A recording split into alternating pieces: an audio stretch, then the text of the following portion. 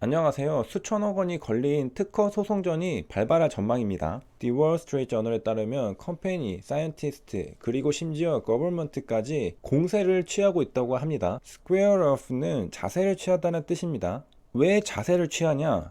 싸우려고 준비하는 것이죠. 돈이 걸려 있는 곳엔 이렇게 전쟁이 치열합니다. 사실 인생이 전쟁이죠. 왜 스퀘어러프가 싸울 준비를 하다는 뜻일까? 우리가 복싱할 때 사각형 링에서 싸우잖아요. 거기서 온 뜻이 아닐까 추측합니다. 이제 곧 법정 다툼, 리걸 배틀이 일어날 예정입니다. 수익성이 좋은 특허권이 누구 것인가 다툰다는 것이죠. 루커 리브는 수익성이 좋다는 뜻인데 화이자와 모더나가 코비드-19 백신으로 돈을 많이 벌었죠. 그러므로 자연스럽게 코비드-19 백신 특허는 굉장히 수익성이 높은 특허임이 증명되었고 로열티도 엄청나겠죠. 그러다 보니 특허권을 가지고 있는 사람들은 저마다 저게 나의 몫은 아니었을까? 이런 생각을 가지고 자기 특허를 뒤져보고 소송을 걸기 시작했다는 말입니다. 현재 모더나는 어버터스 바이오파마라는 업체의 특허를 침해했다는 소송이 걸린 상태입니다.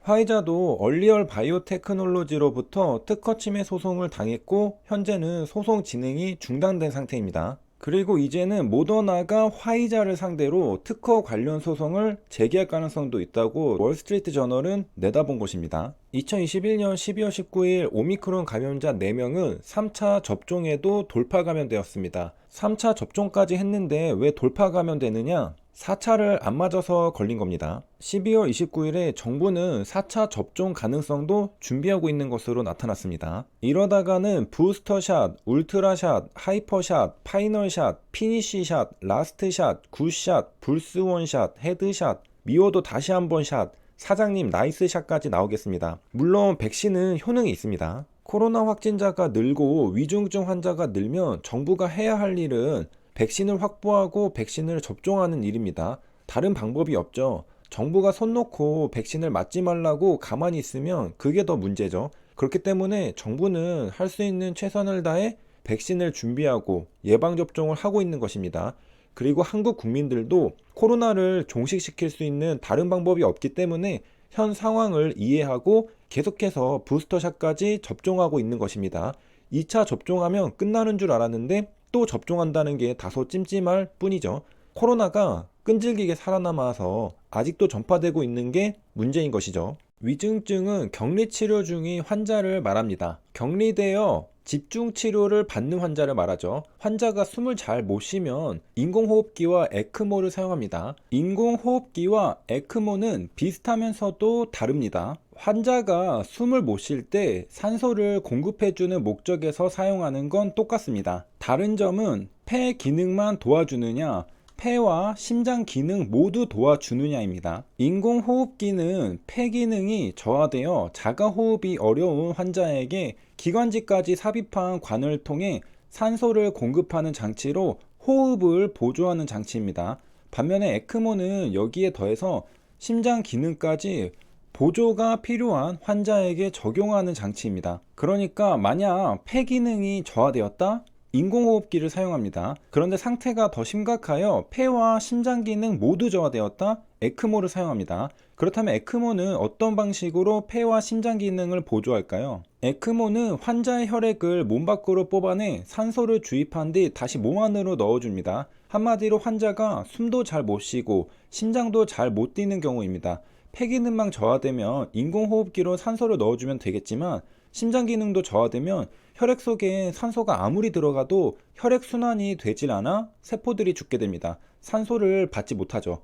그래서 처음부터 환자의 혈액을 뽑아서 산소를 넣고 몸 안에 넣어주면서 대신 혈액을 돌려주는 겁니다. 에크모는 영어의 줄임말인데 몸 밖에서 산소를 공급하니까 엑스트라입니다. 그리고 산소를 공급하니까 억시저네이션이죠. 산소를 공급하는 과정을 억시저네이션이라고 합니다. 폐의 주요한 기능이 혈액의 억시저네이션이죠. 폐가 기능을 못하니까 에크모를 통해 억시저네이션을 대신한다는 겁니다. 인공호흡기와 에크모를 사용하는 코로나 환자는 위중증 환자입니다. 12월 17일부터 위중증은 증가하는 추세입니다. 12월 17일에는 971명이었는데 12월 30일에는 1145명입니다.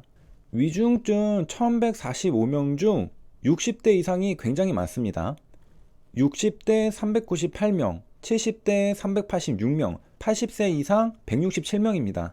총 검사 건수는 크리스마스 때 굉장히 높았습니다.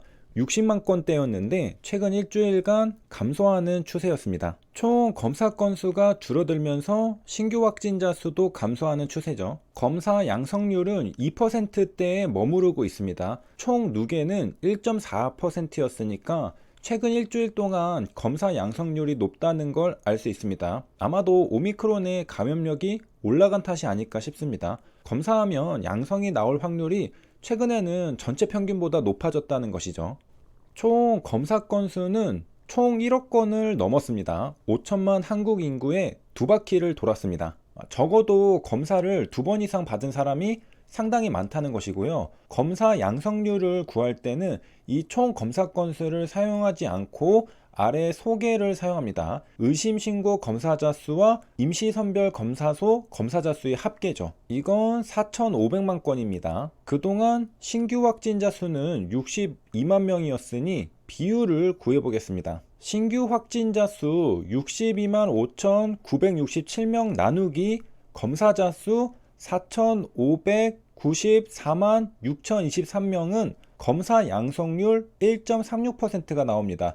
반올림하여 1.4%인데 이게 바로 여기 보이는 검사 양성률 1.4%입니다. 최근에는 2%대로 올라갔죠. 이를 통해 최근에는 검사하면 코로나로 신규 확진되는 비율이 높아졌다는 걸 알 수 있습니다. 진단키트가 확진 아닌데 확진으로 잘못 판단하는 게 아니라면 코로나 바이러스의 전파력이 올라갔다는 걸 알 수 있습니다. 예전에는 검사하면 100명 중 1명이 확진되었는데 오늘날에는 검사하면 100명 중 2명이 확진됩니다. 우리는 무엇에 공포를 느껴야 할까? 신규 확진자가 늘어나면 무서워해야 할까? 검사 양성률이 올라가면 두려워해야 할까? 저는 어떤 경우에라도 전혀 겁먹을 필요 없다고 생각합니다. 12월 28일 신규 확진자 수는 3,865명입니다.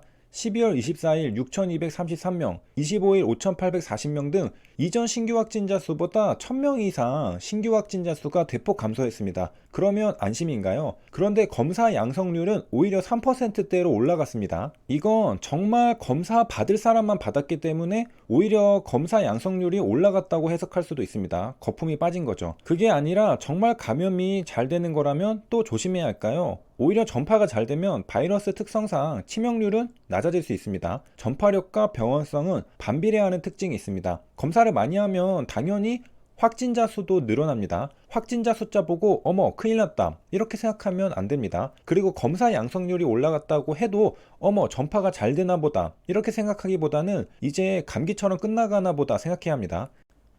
세 줄 요약입니다. 인공호흡기는 폐 기능 저하될 때 사용합니다. 에크모는 폐와 심장 기능 모두 저하될 때 사용합니다. 총 검사 양성률은 1.4%입니다.